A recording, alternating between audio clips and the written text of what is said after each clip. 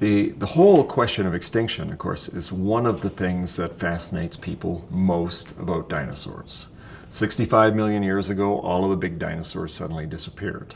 And one of the reasons people tend to be interested in dinosaurs, we wonder about our own success, given the fact that dinosaurs dominated the world for 150 million years and then suddenly, poof, they're gone. We seem to be screwing up the world much faster than dinosaurs ever did. But like anything, of course, it's more complex than you think it is. Alberta's a wonderful place because we actually have the end of the age of dinosaurs well represented here. We can go to the rocks at Dinosaur Provincial Park and we can see that 10 million years before dinosaurs disappeared, in fact, there were at least 40 species of dinosaurs living in this part of the world. That doesn't include all of the lizards and turtles and fish and mammals and birds and things that live with those dinosaurs. That's all in addition. But 40 species of dinosaurs only in Dinosaur Provincial Park. As we come up the Red Deer River, we get to Drumheller, and the rocks there are younger in age, and those rocks are from about 5 million years before the extinction event. And in the Drumheller area, we have only 20 to 25 species of dinosaurs. That's still pretty healthy, but it's fewer dinosaurs. Finally, when we get north of Drumheller, we come to the rocks that represent the very end of the age of dinosaurs, from 65 million years ago. And in that last million years before dinosaurs disappeared, we only have about half a dozen species of dinosaurs represented in the rocks.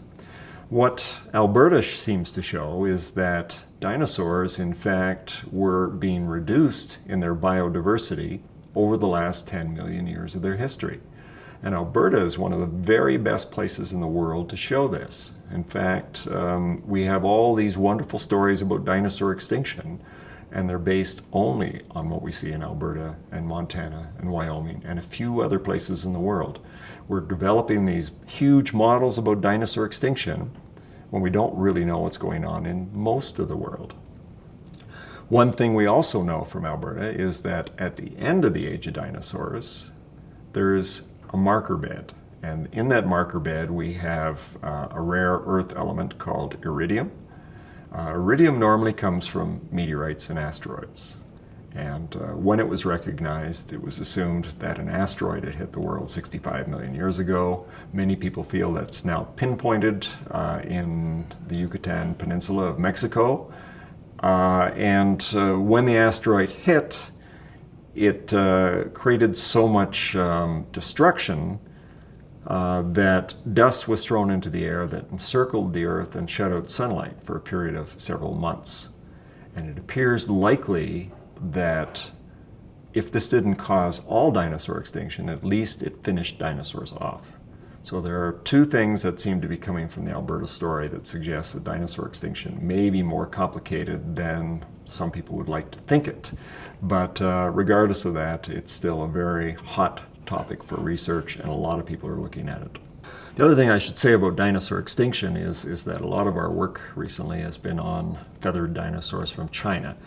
And this whole thing for me came out of the fact that I was part of the Canada-China Dinosaur Project. And I had many colleagues in China, so that when the first feathered dinosaur was found in China, I was actually the first Westerner to see that specimen.